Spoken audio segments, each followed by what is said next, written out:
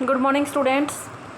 हम कर रहे हैं अकाउंट्स का लेसन नंबर 1, जिसमें से हमने अकाउंट्स की डेफिनेशन, अकाउंट्स की करैक्टरिस्टिक्स और ऑब्जेक्टिव्स कर लिए हैं। आज हम करेंगे फंक्शंस ऑफ अकाउंटिंग, लेखांकन के कार्य। तो लेखांकन के उद्देश्यों से मिलते जुलते ही लेखांकन के कार्य भी हैं।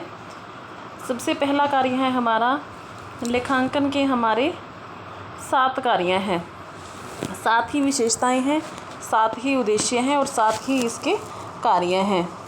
तो सबसे पहला जो हमारा कार्य है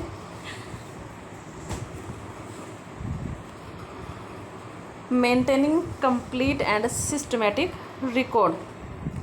सबसे पहला कार्य हमारा क्या है?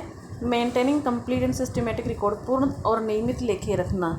इसे हम लेखांकन के जब उद्देश्य पढ़े थे तब भी हमारा फर्स्ट पॉइंट यही था कि लेखांकन का जो सबसे प्रमुख कार्य क्या है, हमारे बिजनेस के जितने भी ट्रांजैक्शंस हैं, जितने भी लेन देन हैं, उनका कंप्लीट और सिस्टमेटिक रिकॉर्ड रखना, ताकि हम साल के अंत में एंड में उनसे अपना प्रॉफिट एंड लॉस अकाउंट और बैलेंस शीट तैयार कर सकें। इसीलिए लेखांकन का जो फर्स्ट एंड सबसे इम्पोर्टेंट जो वर्क है, जो फंक्शन है, वो क्या है?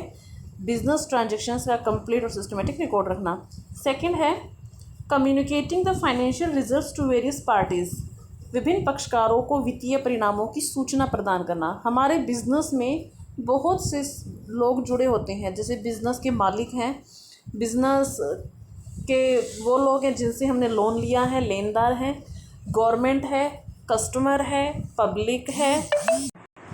कॉलम सा लिख दोगे?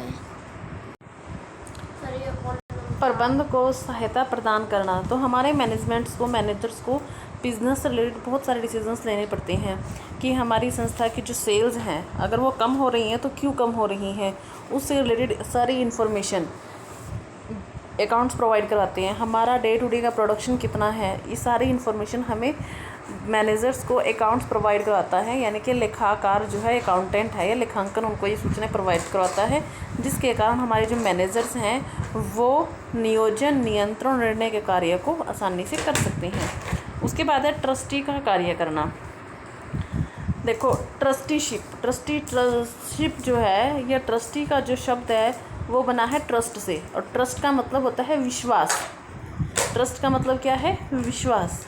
तो कंपनी के स्वामी कंपनी में धन लगाते हैं, पूंजी लगाते हैं, पैसा लगाते हैं, और उस कंपनी का प्रबंध करने वाले व्यक्ति दूसरे होते हैं और पैसा लगाने वाले व्यक्ति दूसरे होते हैं, यानी कि स्वामी अलग होते हैं और प्रबंधक अलग होते हैं।